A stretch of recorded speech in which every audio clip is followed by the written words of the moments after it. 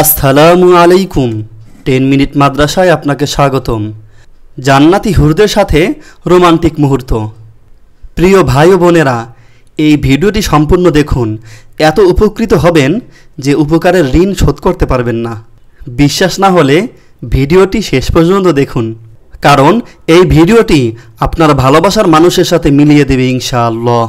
হুরদের জান্নাতি সঙ্গীত। আমরা চিরঞ্জীব চিরন্তর মারা যাব না কবু, আমরা পালিত নিয়ামতের বাহারে দুঃখ ছুঁইবে না কবু। আমরা চিরসন্তুষ্ট চিরসুখী অসন্তুষ্ট হব না কভু।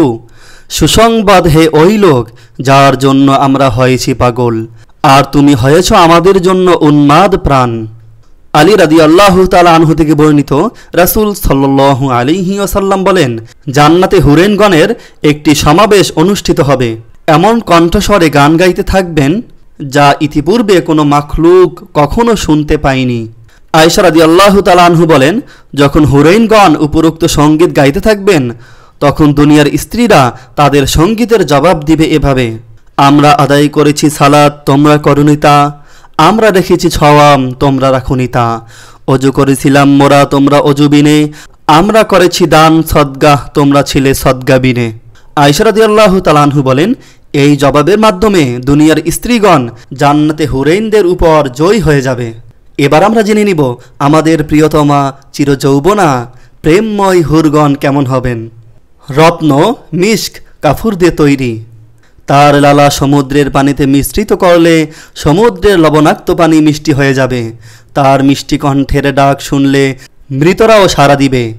যদি তার হাতের কবজি প্রকাশ হয়ে পড়ে, তবে সূর্য অন্ধকারাচ্ছন্ন হয়ে তাতে গ্রহণ লেগে যাবে।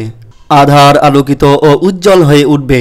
যদি সে তার পোশাক ও অলঙ্কার সহ দিগন্তে দৃশ্যমান হয়, তবে অসীম ও অনন্ত দিগন্ত সুগন্ধ ও অলঙ্কৃত হয়ে যাবে।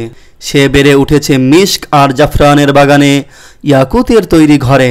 নিয়ামতের তাঁবুর অভ্যন্তরেই সে কেবল বিচরণ করেছে। তাসনিম নামক ঝর্ণার পানিধারা তৃষ্ণা নিবারণ করেছে। সে তার ওয়াদার খেলাপ করে না, তার ভালোবাসা পরিবর্তিত হয় না। যারা হুরাইনের কোলে মাথা রেখে সুমিষ্ট মধুর তেলাওয়াত শুনতে চান, কিভাবে শুনবেন? শহীদদের মর্যাদা লাভ করা। রাতের একটি অংশে অন্য সকল ব্যস্ততা থেকে অবসর নিয়ে ইখলাসের সহিত অন্তত 2 রাকাত সালাত আদায় করবে। তোমরা খাবার সামনে হাজির হলে নিজে অভুক্ত থেকে হলেও ক্ষুধার্ত ব্যক্তিকে খাওয়াবে। পথ হতে পাথর, আবর্জনা বা কষ্টদায়ক বিষয়ে সরিয়ে ফেলবে। কম এবং প্রয়োজনীয় পরিমাণে সন্তুষ্ট থেকেই এই দুনিয়ার জীবন অতিবাহিত করবে। এই ধোঁকা এবং প্রতারণাময় জিন্দেগি যেন তোমার মনোযোগ আকর্ষণ না করে, সেই দিকে খেয়াল রাখবে। আল্লাহ তাআলার রাস্তার শহীদগণ এমন হুরাইন পাবেন কমপক্ষে 70 জন। আল্লাহর পক্ষ থেকে এমন পুরস্কারের ঘোষণা পাওয়ার পরেও কোন বস্তু আপনাকে আল্লাহর রাস্তায় বের হওয়া থেকে বিরত রাখলো? নিশ্চয়ই আল্লাহ কারো প্রতি জুলুম করেন না। এবার আসুন ভালোবাসার মানুষকে কিভাবে জান্নাতে পাবেন। এখান থেকে মনোযোগ সহকারে ভিডিওটি দেখতে হবে, তাহলেই একমাত্র বুঝতে পারবেন। জান্নাতীদের মনের সমস্ত আশা পূর্ণ করা হবে, এটা আল্লাহ তাআলার ওয়াদা। আমরা সামাজিকভাবে দেখতে পাই 80% ছেলে মেয়েদের ভালোবাসার মানুষের সাথে বিয়ে হয় না। সামাজিকতা রক্ষার জন্য, বাবা মায়ের সম্মান রক্ষার জন্য সংসারের বোঝা মাথায় নিয়ে ভালোবাসাহীন জীবন চলতে হয়। এক্ষেত্রে যদি ভালোবাসার মানুষকে ভুলে যেতে পারেন তাহলে আলহামদুলিল্লাহ, আর যদি না পারেন এবং তাকে জান্নাতে পেতে চান তাহলে আপনার করণীয় কি? ছেলেদের করণীয়, আল্লাহর হুকুম মেনে নবী করিম সাল্লাল্লাহু আলাইহি ওয়াসাল্লামের তরিকায় চলে জান্নাত অর্জন করতে হবে। আপনি যেই মেয়েকে ভালোবাসেন তারও জান্নাত অর্জন করতে হবে। আপনি যদি জান্নাতে যান এবং যেই মেয়েকে ভালোবাসেন সেও যদি জান্নাতে যায়, তাহলেই দুজন একসাথে জান্নাতে থাকতে পারবেন।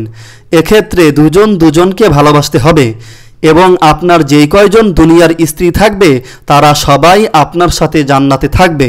তারা জান্নাতে কেউ কারোর সাথে রেষারেষি করবে না, সতীনের মতো চলবে না, তারা বান্ধবীর মতো চলবে। আর যদি সেই মেয়েটি জাহান্নামে যায় অথবা সে আপনাকে ভালো না বাসে, তাহলে তার কথা আল্লাহ আপনাকে ভুলিয়ে দেবেন, যাতে আল্লাহর কাছে তাকে না চাইতে পারেন। এবার আসি মেয়েদের করণীয়। আল্লাহর হুকুম মেনে নবী করিম সাল্লাল্লাহু আলাইহি ওয়াসাল্লামের তরিকায় চলে জান্নাত অর্জন করতে হবে। আপনি যেই ছেলেকে ভালোবাসেন তারও জান্নাত অর্জন করতে হবে।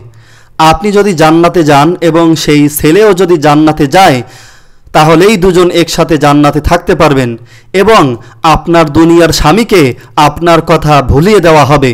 আর যদি সেই ছেলেটি জাহান্নামে যায় অথবা সে আপনাকে ভালো না বাসে, তাহলে তার কথা আল্লাহ আপনাকে ভুলিয়ে দেবেন, যাতে আল্লাহর কাছে তাকে না চাইতে পারেন। এক্ষেত্রে স্মরণ রাখতে হবে, আপনার বিয়ের পরে ভালোবাসার মানুষের সাথে হারাম সম্পর্ক রাখা যাবে না।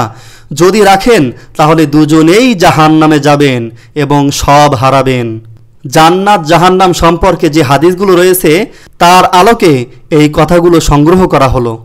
আল্লাহ তাআলা আমাদের সবাইকে বোঝার তৌফিক দান করুক। আমিন।